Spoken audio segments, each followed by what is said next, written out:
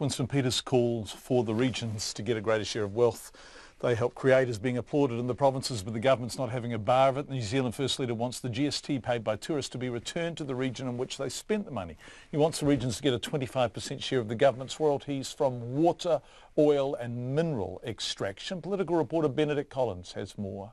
With the election less than 3 months away, Winston Peters says it's time the regions got their fair share of GST and royalties from resources. The Thames Coromandel Mayor Sandra Govt says Mr Peters is on the money, and getting a slice of tourists' GST would help regions cope with the pressure they put on infrastructure. Yeah, I back that one. Certainly a timely comment, and it's something that local government has been sort of lobbying to get for quite some time in various forms. I think it's certainly better than the bed tax that's being proffered by Phil Govt for Auckland. She says most mining occurred in the neighbouring Hauraki district, and they would be excited by Mr Peters' 25% royalty proposal. The New Zealand First Leader said at his campaign launch in Palmerston North at the weekend that while the regions generate an enormous amount of the country's wealth, they receive little in return. Now I notice you go on the west coast, no Maseratis there, no BMWs virtually there. I go to Thames, where all extraction of gold happened.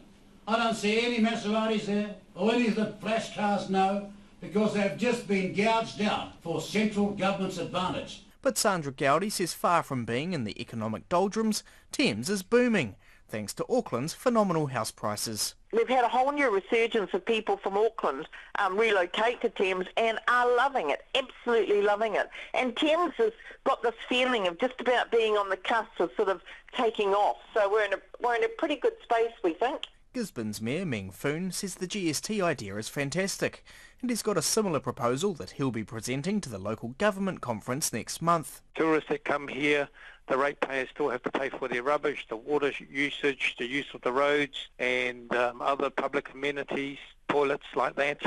So if they spend something in our district, it will be good. A proportion of that GST goes to helping the residents that actually pay for that infrastructure and the operation of that infrastructure. But the Finance Minister, Stephen Joyce, says Winston Peters' proposals would knock a $1 to $3 billion hole in the government's books.